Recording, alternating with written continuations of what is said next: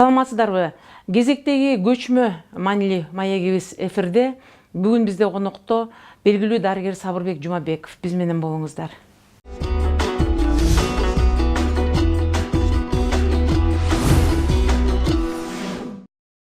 Саламатсызбы Сабырбек мырза? Биз мына бир топ кесипкөйлөрдөн, дарыгерлерден, мугалимдерден, эл өкүлдөрүнөн кечээки жакында болуп өткөн шайлоо жөнүндө элдин ортосунда бир топ ар кандай пикирлер болуп атат. Шайлоо калыс өттү же калыс эмес өттү деген сыяктуу.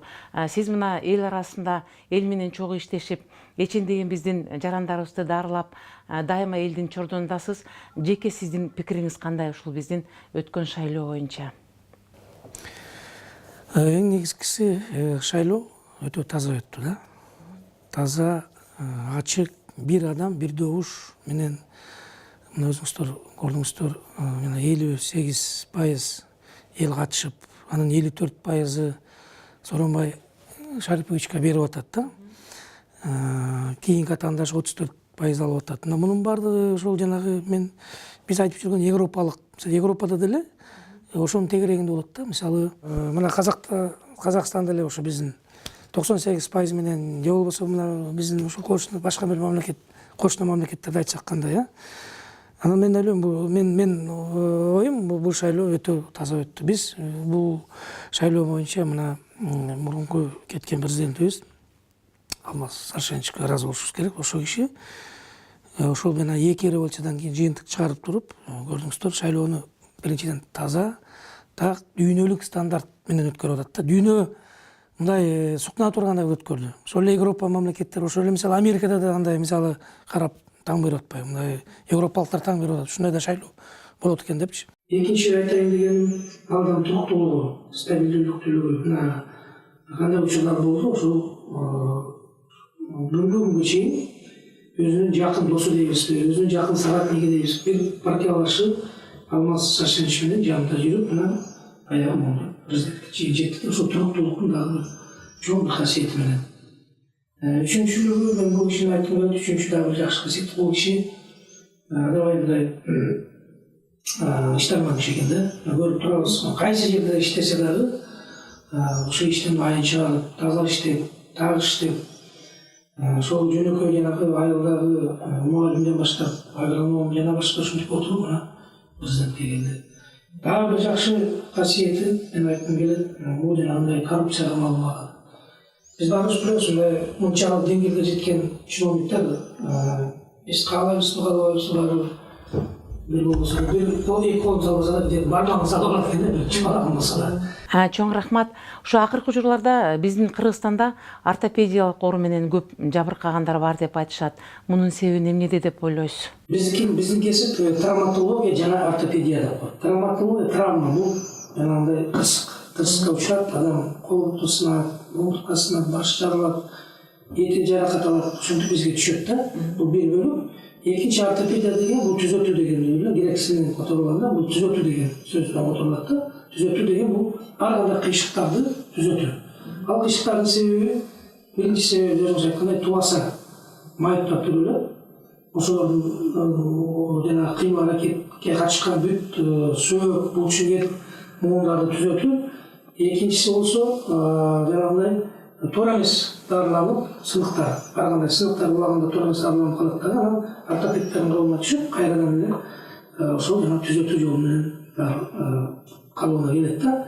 Мунун ичинде омуртка кирет, омурткалардын жабыркач, ар кандай кыйшык болуп төрөлүп калышы, тубаса, сөөк, муулдар кирет, эт, булчуңеттер кишилип, адамдын бүт кыймыл аракетине катышкан органдардын баардыгы ошол биздин ортопедия травматология тиешелүү институту. Бул биринчи. Экинчиден, сиз айткандай албетте, эми ортопедия оорулары мына акыркы 90 жылдары өтө көп төрөлүп, ушуну көп болгондо себеп дегенде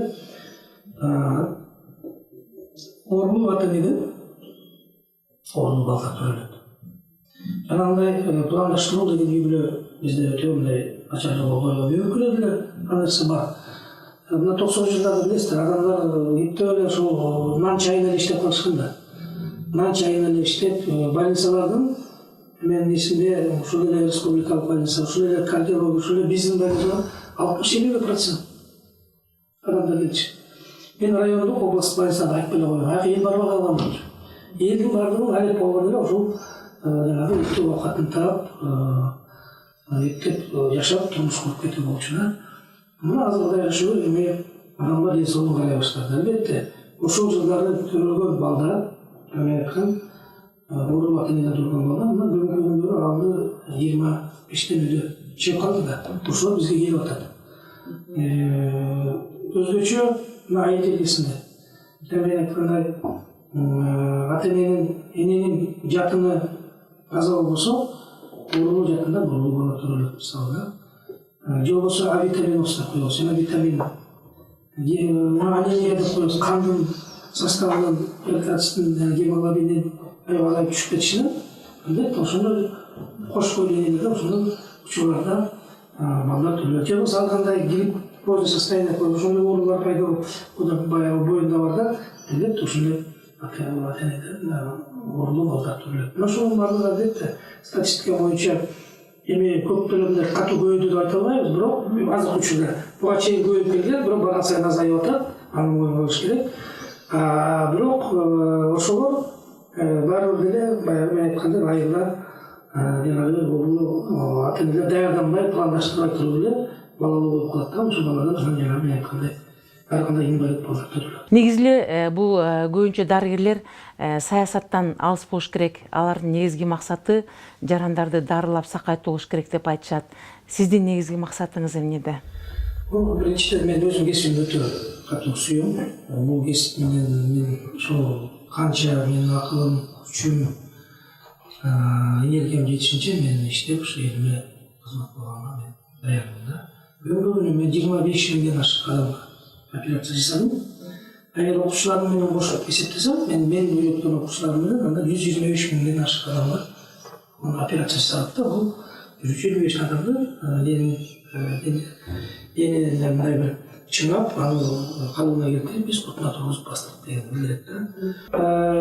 Албетте биз дагы ошол эмне үчүн саясатка тартып келет. Себеби мен ойлойм, биз дагы, мисалы мен өзүм ойлойм, мен дагы ушул бир өлкөмдө жакшы бир өзгөрүүлөр болуп турса, мен дагы ошо өзүмдүн керек экенимди сезип, ошол мага сунуш түшкөндө мен албетте ошол учурларда ошол сунушту мындай актаганга, ошол сунушту мен өзүмдүн дитим менен, жүрөгүм менен, көңүлүм менен жардам бергенге аракет кылам. Албетте мамлекеттин ишин оң жакка, жакшы жолго салганга да, жакшы адамдарды тандаганга, президенттерге жакшы партияларды тандаганга, эми коомдун жараны болгондон кийин албетте бул жагынан дагы мен ойлойм, кичине активдүү болуш керек. Бирок негизинен чоң саясатта мен өзүм албетте жокмун. Мен катышкым да келбейт, себеп дегенде көрүп атасыздар, менде азыр бүгүн 8 операция жасадым. Кечке 50ден ашык адам бүтүп отурат. Ошону менен отуруп, саат 10-да үйгө барам, каяктагы мендеги саясат. Менин саясатым бул менин пациенттерим, ооруларым ошолорго жардам берип, кутуна тургузуу. Мындан өтө чоңундай бир жакшы мындай энергия алам да ошо ишимде. Анан албетте кээде мына мен депутат болгом, эсиңиздерде болсо керек, Ак Жол партиясына. Бирок бир жарым үйдө мен отурдум парламентте. Кыргызстандын ошол учурдагы тарыхында биринчи болуп, мен айтышат ошону тарыхта жазылып калды. Мен 1,5 күн отуруп, жана эл депутаттар ант берип атканда, анттын ордуна чыгып туруп, ант бербестен арызымды окуп туруп мен кетип калгам. Анткени мен билем, бул жерде мен күнүнө 100 адам өтөт. Күнүнө 10 чакты адам операция жасашым керек. Мен эмне кылам ал жака отуруп? Мен койгонго ушул жерде элиме көп пайдамды келтирем деп мен кетип калгам да. Ошон үчүн мен бул жерде мындай бир саясат деле жок. Кээбир ойлойт, эмне үчүн эмнеге саясат жок бул жерде эч кандай. Мен каалабайм жерде отурган депутат болгум келбейт. Экинчиден министрде болуп иштедим, мына бир жыл. Аны да ошол кыйын учурда мени алып барышып, саясий пикирдеги учурда кыйын болуп атканда сиздин жардамыңыз керек деп, Ак Жол Ата Жол партиясынын депутаттары суранышып мени алып барган. Мен бир жылда иштеп бердим. Ачык эле айтыш керек, менден жакшы министр чыккан жок, чыкпайт да, себеп дегенде кечки күнүнүн баардыгы бул жакта болуп атты. Ошол учурда премьер Алмаз Сарсенович мага да уруксат берген. Анткени мен күнүгө эле келип операция жасап аттым, күнүгө эле келип ооруларымды карабаттын ошондой адамга кандай жакшы министр чыксын. Ошон үчүн мен ал жактан дагы бир жылдан кийин рахмат айтып кетип калган да. Негизгиси бул менин өзүмдүн кесибим, өзүмдүн жакшы көргөн сүйгөн ишим.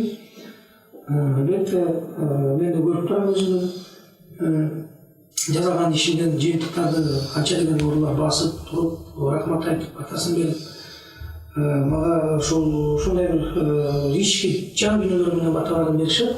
Мен ошого ыраазымын дагы, ошону менен өзүмдүн жұмысымды камтыа берем. Ушуну менен биздин сиз менен болгон маанилүү маегибиз соңуна чыкты.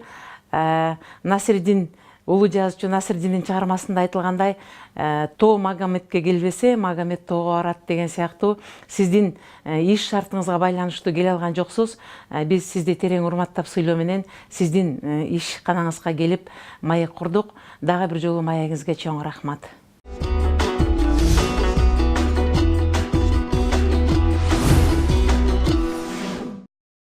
Ушуну менен белгилүү дарыгер Сабырбек Жумабеков менен болгон маанилүү маегибиз соңуна чыкты. Кайрадан кездешкенче саламатта болуңуздар.